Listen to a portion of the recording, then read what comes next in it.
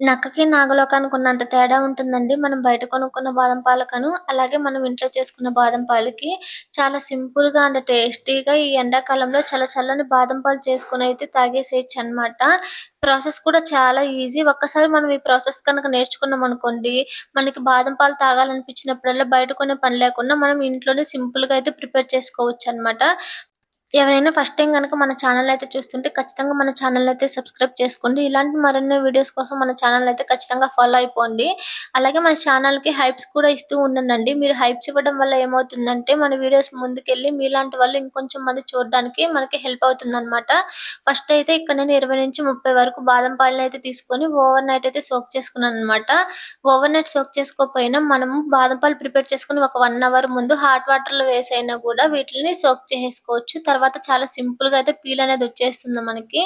Peel మొత్తం remove చేసేసి mixie జార్‌లో వేసుకోవాలి. వీటిలతో పాటు ఒక 2 యాలక్కాయలు కూడా వేసుకోవాలనమాట. యాలక్కాయలు వేసుకోవడం వల్ల మనకి ఫ్లేవర్ అయితే చాలా బాగొస్తుంది. దీంట్లోనే హాఫ్ కప్ వరకు పాలను కూడా యాడ్ చేసుకొని, దీంట్లో చూపిస్తున్న విధంగా చాలా మెత్తగా అయితే ఇలా పేస్ట్ అయితే పట్టేసుకొని పక్కన పెట్టుకోవాలి. నెక్స్ట్ ఇంకో చిన్న బౌల్ తీసుకొని ఇందులోనే 2 టేబుల్ స్పూన్‌ల వరకు కస్టర్డ్ పౌడర్‌నయితే తీసుకొని, ఒక హాఫ్ కప్ వరకయితే మనం మిల్క్ అయితే యాడ్ చేసుకొని, ఉండలనేవి ఏమీ లేకుండా నీట్‌గా అయితే కలిపేసుకోవాలనమాట కస్టర్డ్ పౌడర్‌ని. కస్టర్డ్ పౌడర్ వేయడం వల్ల ఫ్లేవర్ కూడా చాలా బావుంటుందండి. ఈ కస్టర్డ్ పౌడర్ ప్లేస్‌లో మీ దగ్గర కుంకుమ పువ్వు గనక అవైలబుల్‌లో ఉంటే ఖచ్చితంగా కుంకుమ పువ్వయితే యాడ్ చేసుకోండి. నా దగ్గర లేకపోవడం వల్ల నేను కస్టర్డ్ పౌడర్ ఏసుకుంటున్నాను. నెక్స్ట్ పెద్ద బౌల్ ఒకటి తీసుకొని ఇందులోనే హాఫ్ లీటర్ వరకు మనం పాలనైతే యాడ్ చేసుకోవాలనమాట. ఈ పాలని మొత్తం ఇలా కలుపుకుంటూ మరగనివ్వాలి. మీగడైతే కట్టనివ్వకూడదనమాట. మొత్తం బాగా బాయిల్ అయిపోయిన తర్వాత ఇందులోనే మనం పక్కన పెట్టుకున్నాం కదా! మిక్సీ పట్టేసిన బాదం పేస్టు. ఈ బాదం పేస్ట్‌ని కూడా యాడ్ చేసుకొనేసి ఉండలనేవి ఏమీ లేకుండా బాగా కలుపుకోవాలనమాట.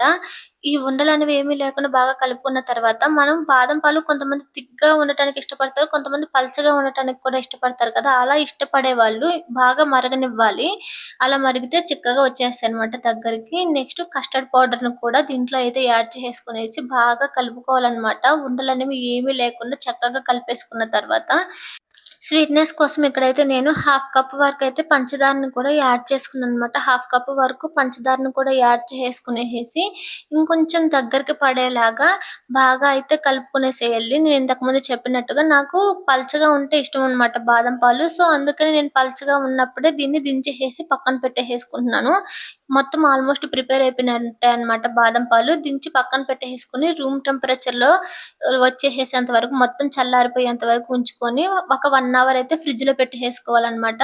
ఫ్రిడ్జ్‌లో పెట్టేసుకున్న తర్వాత చూడండి ఇలా మనకి చక్కగా అయితే చల్లగా వచ్చేస్తాయన్నమాట. నెక్స్ట్ మనకు కావాల్సినట్టు గ్లాసులోకి సర్వ్ చేసేసుకొని చిన్న చిన్న పీసెస్‌గా కట్ చేసుకున్న బాదం పప్పులు, అలాగే జీడిపప్పులను కూడా యాడ్ చేసేసుకున్నామనుకోండి, అంతే మన బాదం పాలైతే రెడీ. ఒక్కసారి మీరు ఇలా ట్రై చేయండి. ఖచ్చితంగా నెక్స్ట్ టైమ్ నుంచి బయట కొనరు. ఇంట్లోనే ప్రిపేర్ చేసేసుకుంటారనమాట.